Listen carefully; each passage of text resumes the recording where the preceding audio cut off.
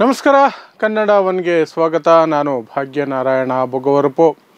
ಇವತ್ತು ಕರ್ನಾಟಕದ ಮಾಜಿ ಮುಖ್ಯಮಂತ್ರಿಗಳು, ಮಾಜಿ ಕೇಂದ್ರ ಸಚಿವರು ಮತ್ತು ಮಹಾರಾಷ್ಟ್ರದ ಗವರ್ನರ್ ಆಗಿಯೂ ಸಹ ಸೇವೆ ಸಲ್ಲಿಸಿದ್ದ ಎಸ್.ಎಂ. ಕೃಷ್ಣ ನಮ್ಮನ್ನೆಲ್ಲ ಅಗಲಿದ್ದಾರೆ. ಮೊದಲಿಗೆ ಅವರಿಗೆ ಶ್ರದ್ಧಾಂಜಲಿಯನ್ನು ಸಲ್ಲಿಸ್ತಾ, ಕಾಂಗ್ರೆಸ್ ಪಕ್ಷ ಎಸ್.ಎಂ. ಕೃಷ್ಣರಿಗೆ ಪ್ರತಿಯೊಂದನ್ನು ಕೊಟ್ಟಿತ್ತು. ಅವರನ್ನು ಮುಖ್ಯಮಂತ್ರಿ ಮಾಡ್ತು, ಅವರನ್ನು ಕೇಂದ್ರದಲ್ಲಿ ವಿದೇಶಾಂಗ ಸಚಿವರನ್ನಾಗಿ ಮಾಡ್ತು. ಅದಕ್ಕಿಂತ ಮೊದಲು ಮುಖ್ಯಮಂತ್ರಿ ಆದ ತಕ್ಷಣವೇ ಅವರನ್ನು ಮಹಾರಾಷ್ಟ್ರದ ಗವರ್ನರ್ ಆಗಿ ಸಹ ನೇಮಿಸಿತ್ತು. ಎಲ್ಲವನ್ನೂ ಕೊಡ್ತು ಕಾಂಗ್ರೆಸ್ ಪಕ್ಷ. ಅಧಿಕಾರ ಕೊಡ್ತು, ಗೌರವ ಕೊಡ್ತು, ಪ್ರತಿಯೊಂದನ್ನು ಕೊಡ್ತು. ಆದರೂ ಸಹ ಕೊನೆಯ ದಿನಗಳಲ್ಲಿ ಅವರು BJPಯನ್ನು ಯಾಕೆ ಸೇರಿಕೊಂಡ್ರು, ಮೋದಿ ಅವರನ್ನು ಯಾಕೆ ಅಪ್ಕೊಂಡ್ರು ಅನ್ನುವಂತಹ ಪ್ರಶ್ನೆಗಳು ಈಗ ಅವರು ಅಗಲಿರುವ ಸಂದರ್ಭದಲ್ಲಿ, ಅವರ ಮರಣದ ನಂತರ ಒಂದಷ್ಟು ಚಾಲ್ತಿಗೆ ಬರ್ತಾ ಇದೆ. ಸೊ ಅದಕ್ಕಾಗಿ ಎಸ್.ಎಂ. ಕೃಷ್ಣರವರು ಯಾಕೆ BJPಯನ್ನು ಸೇರಿಕೊಂಡ್ರು ಅನ್ನೋದ್ರ ಬಗ್ಗೆ ಒಂದಷ್ಟು ಕುತೂಹಲ ಅಂಶಗಳನ್ನು ನಿಮ್ಮ ಮುಂದೆ ಇಡುವಂತಹ ಪ್ರಯತ್ನ ಮಾಡ್ತೀನಿ. ನಿಮಗೆಲ್ಲ ಗೊತ್ತಿರೋ ಹಾಗೆ ಎಸ್.ಎಂ. ಕೃಷ್ಣ ಕರ್ನಾಟಕದ ಮುಖ್ಯಮಂತ್ರಿಯಾಗಿದ್ದರು. ದೇವರಾಜ್ ಅರಸ್ ನಂತರ ಪೂರ್ಣಾವಧಿ ಮುಗಿಸುವಂತಹ ಅವಕಾಶ ಇದ್ದಂತಹ ಕಾಂಗ್ರೆಸ್ನ ಅಥವಾ ಯಾವುದೇ ಕರ್ನಾಟಕದ ಮುಖ್ಯಮಂತ್ರಿ ಅಂದರೆ ಅದು ಎಸ್.ಎಂ. ಕೃಷ್ಣ. ಎಸ್.ಎಂ. ಕೃಷ್ಣ ಅವರಿಗೆ ಪೂರ್ಣಾವಧಿ ಮುಗಿಸುವಂತಹ ಅವಕಾಶ ಇತ್ತು. ಆದರೆ ಅವರೇ ಅದಕ್ಕೆ ಅವಕಾಶವನ್ನು ಮಾಡಿಕೊಡಲಿಲ್ಲ. ಸ್ವಲ್ಪ ಓವರ್ ಕಾನ್ಫಿಡೆನ್ಸ್ನಲ್ಲಿ 6 ತಿಂಗಳ ಮೊದಲೇ 4.5 ವರ್ಷಕ್ಕೇ ವಿಧಾನಸಭೆಯನ್ನು ವಿಸರ್ಜನೆ ಮಾಡಿ ಅವರು ಎಲೆಕ್ಷನ್ಗೆ ಹೋದರು. ಅವರಿಗೆ ಪೂರ್ತಿ ನಂಬಿಕೆ ಇತ್ತು, ನಾನು ಗೆದ್ದು ಬಿಡ್ತೀನಿ, ಮತ್ತೆ ಮುಖ್ಯಮಂತ್ರಿಯಾಗಿ ಬರ್ತೀನಿ ಅಂತ. ಆದರೆ ಕರ್ನಾಟಕದ ಜನ ಅದನ್ನು ಬಯಸಲಿಲ್ಲ, ಅವರಿಗೆ ಜಯ ಸಿಗಲಿಲ್ಲ. ಹಾಗಾಗಿ ಅವರು ಸೋಲ್ಬೇಕಾಯಿತು. ಸೊ 4.5 ವರ್ಷಗಳ ಕಾಲ ಮುಖ್ಯಮಂತ್ರಿ ಆಗಿದ್ದರು. ಅದಾದ ನಂತರ ಕೇಂದ್ರದಲ್ಲಿ UPA ಸರ್ಕಾರ ಬಂತು. UPA ಸರ್ಕಾರ ಅವರಿಗೆ ಎಲ್ಲ ಗೌರವಗಳನ್ನು ಕೊಟ್ಟು ಮಹಾರಾಷ್ಟ್ರದ ರಾಜ್ಯಪಾಲರನ್ನಾಗಿ ನೇಮಕ ಮಾಡಿತು. ಮಹಾರಾಷ್ಟ್ರದ ರಾಜ್ಯಪಾಲರಾಗಿ ಸಹ ಅವರು ಅಧಿಕಾರವನ್ನು ನಡೆಸಿದರು. ಆ ನಂತರ ರಾಜ್ಯಪಾಲರಾದ ನಂತರ ಯೂಶ್ವಲ್ ಆಗಿ ರಿಟೈರ್ಮೆಂಟ್ ಲೈಫ್ಗೆ ಹೋಗ್ತಾರೆ ಅಥವಾ ರಾಷ್ಟ್ರಪತಿ ಉಪರಾಷ್ಟ್ರಪತಿ ಹುದ್ದೆಗಳಿಗೆ ಆಸೆ ಪಡ್ತಾರೆ. ಆದರೆ ಎಸ್.ಎಂ. ಕೃಷ್ಣದವರು ರಾಜ್ಯಪಾಲರ ಹುದ್ದೆಯನ್ನು ಬಿಟ್ಟು ಮತ್ತೆ ಸಕ್ರಿಯ ರಾಜಕಾರಣಕ್ಕೆ ಬಂದರು. ಇಲ್ಲಿ 2009ರಲ್ಲಿ ಅವರು ಕೇಂದ್ರ ಸರ್ಕಾರದಲ್ಲಿ ವಿದೇಶಾಂಗ ಸಚಿವರಾಗಿ ಪ್ರಮಾಣ ವಚನವನ್ನು ಸ್ವೀಕರಿಸಿದರು, ಮನಮೋಹನ್ ಸಿಂಗ್ ಅವರ ಪ್ರಧಾನಮಂತ್ರಿ ಅಡಿಯಲ್ಲಿ. ಆ ಸಂದರ್ಭದಲ್ಲಿ ಒಂದೆರಡು ಘಟನೆಗಳು ಮನಮೋಹನ್ ಸಿಂಗ್ ಸರ್ಕಾರದಲ್ಲಿದ್ದಾಗ ಅವರಿಗೆ ನೋವನ್ನು ಉಂಟು ಮಾಡಿದ್ದಂಥವು ನಿಜ. ಅದರಲ್ಲಿ ಒಂದು ಮುಖ್ಯವಾದ ಘಟನೆ ಅಂತಂದರೆ, ಎಸ್.ಎಂ. ಕೃಷ್ಣರವರು ವಯೋಸಹಜ ಕಾರಣಗಳಿಗೆ ಅಥವಾ ಯಾವುದೋ ಕಾರಣಕ್ಕೆ ತಾವು ಓದಬೇಕಿದ್ದಂತಹ ಭಾಷಣವನ್ನು ಬಿಟ್ಟು ಬೇರೆ ಯಾವುದೋ ಭಾಷಣವನ್ನು ಓದ್ಬಿಡ್ತಾರೆ.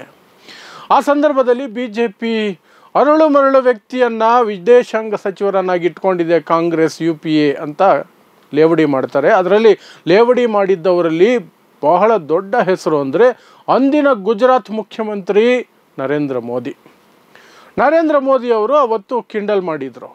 ಎಸ್.ಎಂ. ಕೃಷ್ಣಗೆ ವಯಸ್ಸಾಗಿದೆ, ಅವರಿಗೆ ಯಾವ ಪೇಪರ್ ಓದಬೇಕು ಅನ್ನೋದನ್ನು ಸಹ ತಿಳ್ಕೊಳ್ಳುವ ಶಕ್ತಿ ಇಲ್ಲ, ಅರಳು ಮರಳು ವಯಸ್ಸಲ್ಲಿ ಈಗ ಯಾವುದ್ಯಾವುದೋ ಪೇಪರ್ ಓದ್ತಿದ್ದಾರೆ, ಇದು ದೇಶಕ್ಕೆ ಅವಮಾನ ಆಗುವಂತಹ ಸನ್ನಿವೇಶ ಅಂತ ಅವರು ಲೇವಡಿ ಮಾಡಿ ಅವತ್ತು ಮಾತಾಡಿದರು ನರೇಂದ್ರ ಮೋದಿಯವರು.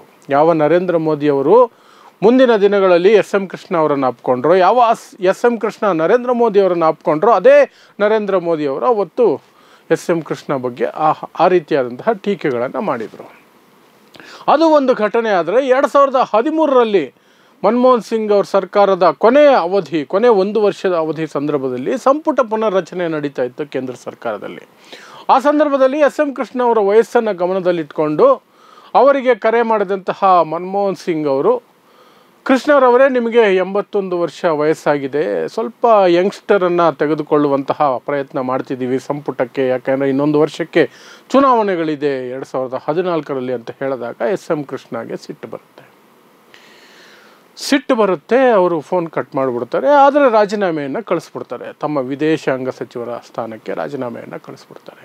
ಅದಾದ ನಂತರ 2014ರ ಚುನಾವಣೆಯಲ್ಲಿ, ಮೋದಿ ಜಯಗಳಿಸಿದಂತಹ ಚುನಾವಣೆಯಲ್ಲಿ ಕಾಂಗ್ರೆಸ್ ಪರವಾಗಿ ಪ್ರಚಾರವನ್ನು ಮಾಡ್ತಾರೆ, ಕಾಂಗ್ರೆಸ್ ಪರವಾಗಿ ಇರ್ತಾರೆ, ಕಾಂಗ್ರೆಸ್ ಪಕ್ಷದಲ್ಲಿ ಸಕ್ರಿಯವಾಗಿ ಎಸ್.ಎಂ. ಕೃಷ್ಣ ಇರ್ತಾರೆ. ಆದರೆ 2015-16ರಲ್ಲಿ ಅಂತ ಅನಿಸುತ್ತೆ, ಅವರಿಗೆ ರಾಜ್ಯಸಭೆಯಿಂದ ಆಯ್ಕೆಯಾಗುವಂತಹ ಅಭಿಲಾಷೆ ಇರುತ್ತೆ.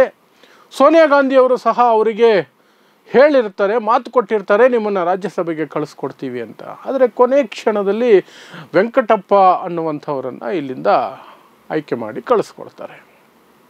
ರಾಜೀವ್ ಗೌಡ ಅವರ ತಂದೆ ವೆಂಕಟಪ್ಪ ಅವರನ್ನು ಕಳಿಸ್ಕೊಟ್ಟಂತಹ ಸಂದರ್ಭದಲ್ಲಿ ಎಸ್ ಎಂ ಕೃಷ್ಣಗೆ ಬಹಳ ಸಿಟ್ಟು ಬರುತ್ತೆ, ಅವಮಾನ ಆದಂಗೆ ಆಗುತ್ತೆ.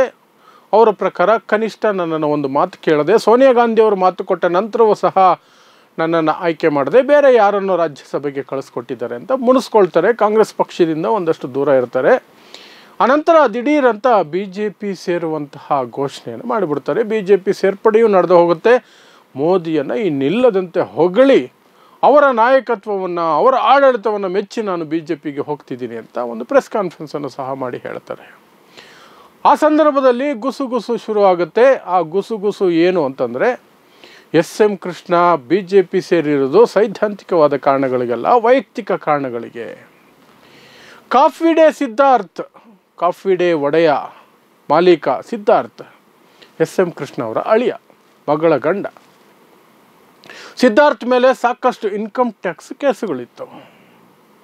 ಆ ಕೇಸುಗಳ ವಿಚಾರದಲ್ಲಿ ಅದರಿಂದ ಬಚಾವಾಗೋದಕ್ಕೆ ಸಿದ್ಧಾರ್ಥೇ ಒತ್ತಡ ಹೇರಿ ಎಸ್ ಎಂ ಕೃಷ್ಣರನ್ನು ಬಿ ಜೆ ಪಿಗೆ ಹೋಗೋ ಹಾಗೆ ಮಾಡಿದ್ರು ಅನ್ನುವಂತಹ ಗುಸುಗುಸುಗಳು, ಚರ್ಚೆಗಳು ಶುರುವಾದವು. ಊಹಾಪೋಹಗಳು ಸಾಕಷ್ಟು ನಡೀತು. ಅದಾದ ಕೆಲವೇ ದಿನಗಳಲ್ಲಿ ಬಿ ಜೆ ಪಿಗೆ ಎಸ್ ಎಂ ಕೃಷ್ಣ ಹೋದಂತಹ ಕೆಲವು ವರ್ಷಗಳ ಅಂತರದಲ್ಲೇ ಸಿದ್ಧಾರ್ಥ ಆತ್ಮಹತ್ಯೆ ಮಾಡ್ಕೊಂಡ್ಬಿಡ್ತಾರೆ. ಯಾಕಂದರೆ ಯಾವ ಕೇಸುಗಳಲ್ಲಿಯೂ ಸಹ ಅವರಿಗೆ ಖುಲಾಸೆ ಆಗೋದಿಲ್ಲ, ಅಥವಾ ಅವರ ಸಾಲಗಳು ಸಹ ಹೆಚ್ಚುತ್ತಾನೆ ಹೋಗುತ್ತೆ. ಸೊ ಸಿದ್ಧಾರ್ಥ ನದಿಗೆ ಹಾರಿ ಆತ್ಮಹತ್ಯೆಯನ್ನು ಮಾಡ್ಕೊಂಡ್ಬಿಡ್ತಾರೆ. ಸೊ ಆ ಹಿನ್ನೆಲೆಯಲ್ಲಿ ನೋಡಿದಾಗ ಎಸ್ ಎಂ ಕೃಷ್ಣಗೆ ಬಿ ಜೆ ಪಿಗೆ ಹೋದ ನಂತರ ಅಳಿಯನಿಗೆ ಏನಾದರೂ ರಿಲೀಫ್ ಸಿಗ್ತಾ ಅಂದರೆ ಹಾಗೇನೂ ಕಾಣ್ತಿಲ್ಲ. ಆದರೆ ಅಂತಹ ಮಾತುಗಳು ದೊಡ್ಡ ಮಟ್ಟದಲ್ಲಿ ದಟ್ಟವಾಗಿ ಆ ದಿನಗಳಲ್ಲಿ ಕೇಳಿಬರ್ತಿತ್ತು. ಬಿ ಜೆ ಪಿಗೆ ಹೋಗಿದ್ದೇ ಎಸ್ ಎಂ ಕೃಷ್ಣರವರು ತನ್ನ ಅಳಿಯನನ್ನು ಸೇವ್ ಮಾಡ್ಕೊಳ್ಳೋದಕ್ಕೆ ಇನ್ಕಮ್ ಟ್ಯಾಕ್ಸ್ ಡಿಪಾರ್ಟ್ಮೆಂಟಲ್ಲಿದ್ದಂತಹ ಕೇಸುಗಳನ್ನು ಹೇಗಾದರೂ ಮಾಡಿ ನಿಭಾಯಿಸ್ಕೊಳ್ಳೋದಕ್ಕೆ ಹೋಗಿದ್ದರು, ಅಥವಾ ಅಳಿಯನೇ ಫೋರ್ಸ್ ಮಾಡಿ ಕಳಿಸಿದ್ರು ಅನ್ನೋಂಥ ಮಾತುಗಳು. ಸೊ ಇದು ಸ್ಪಷ್ಟವಾಗಿ ಎರಡು ಕಾರಣಗಳನ್ನು ನಾವು ಇಲ್ಲಿ ಚರ್ಚೆ ಮಾಡಿದ್ವಿ. ಒಂದು, ಪಕ್ಷದಲ್ಲಿ ಆದಂತಹ ಕೆಲವು ಮುಜುಗರಗಳು, ಕೆಲವು ಅಸಮಾಧಾನಗಳು, ಪ್ಲಸ್ ಅಳಿಯನನ್ನು ಕಾಪಾಡಿಕೊಳ್ಳೋದಕ್ಕೆ ಮೋದಿ ಸರ್ಕಾರದಲ್ಲಿ ಗೊತ್ತಲ್ಲ, ಯಾರನ್ನಾದರೂ ಟಾರ್ಗೆಟ್ ಮಾಡಬೇಕಂದ್ರೆ IT, ED, CBI ಇದ್ದೇ ಇದೆ, ಆ ಅಸ್ತ್ರಗಳನ್ನೇ ಬಳಸೋದು, ಅದರಿಂದ ಬಚಾವ್ ಮಾಡ್ಕೊಳ್ಳೋದಕ್ಕೆ ಹೋಗಿರಬಹುದು ಅಂತ.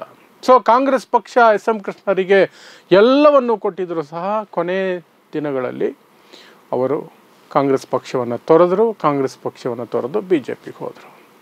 ಸೊ ಇದು ಅದರ ಹಿನ್ನೆಲೆ ಅಂತ ಹೇಳ್ತಾ, ಮತ್ತೊಮ್ಮೆ ಮಾಜಿ ಮುಖ್ಯಮಂತ್ರಿಗಳು ಕರ್ನಾಟಕದ IT ಹಬ್ ಆಗಿ ಬೆಂಗಳೂರನ್ನು ಡೆವಲಪ್ ಮಾಡೋದರಲ್ಲಿ ಬಹಳ ಶ್ರಮ ಹಾಕಿದ್ದಾರೆ ಅಂತಲೇ ಹೇಳಬೇಕು. ಅವರ ಕಾಲದಲ್ಲೇ ಬೆಂಗಳೂರು IT ಹಬ್ ಆಗಿ ರೂಪುಗೊಳ್ಳೋದಕ್ಕೆ ದೊಡ್ಡ ಸ್ಫೂರ್ತಿಯನ್ನು ಪಡ್ಕೊಳ್ತು, ಅಥವಾ ಶಕ್ತಿಯನ್ನು ಪಡ್ಕೊಳ್ತು, ಸಂಪನ್ಮೂಲಗಳನ್ನು ಪಡ್ಕೊಳ್ತು, ಒಂದು ಇನಿಷಿಯೇಟಿವನ್ನು ದೊಡ್ಡ ಮಟ್ಟದ, ಈ ಹಿಂದಿನಿಂದಲೂ ಕೂಡ ಬೆಂಗಳೂರು IT ಹಬ್ ಆಗಿ ದೇವರಾಜ ಅರಸ್ ಕಾಲದಿಂದಲೇ ಸಹ ಅದು ಬೆಳವಣಿಗೆಯನ್ನು ಕಾಣ್ತಿದ್ರು ಸಹ ಎಸ್ ಎಂ ಕೃಷ್ಣ ಆಡಳಿತದಲ್ಲಿ ಅದಕ್ಕೊಂದು ವೇಗ ಸಿಕ್ತು, ಅದಕ್ಕೊಂದು ರೂಪ ಸಿಕ್ತು. ಅಂತಾರಾಷ್ಟ್ರೀಯ ಮಟ್ಟದಲ್ಲಿ ಅದು ದೊಡ್ಡ ಮಟ್ಟದಲ್ಲಿ ಆಗುವಂತಹ ಸಾಧ್ಯತೆಗಳು ಆಯಿತು. ಸೊ ಇದು ಎಸ್ ಎಂ ಕೃಷ್ಣ ಅವರಿಗೆ ಮತ್ತೊಮ್ಮೆ ಶ್ರದ್ಧಾಂಜಲಿಯನ್ನು ಸಲ್ಲಿಸ್ತಾ ಕಾರ್ಯಕ್ರಮವನ್ನು ಮುಗಿಸ್ತೀನಿ. ನೋಡ್ತಾ ಇರಿ ಸಮಾಜಕ್ಕಾಗಿ ಕನ್ನಡ 1 ನ್ಯೂಸ್. ನಮಸ್ಕಾರ.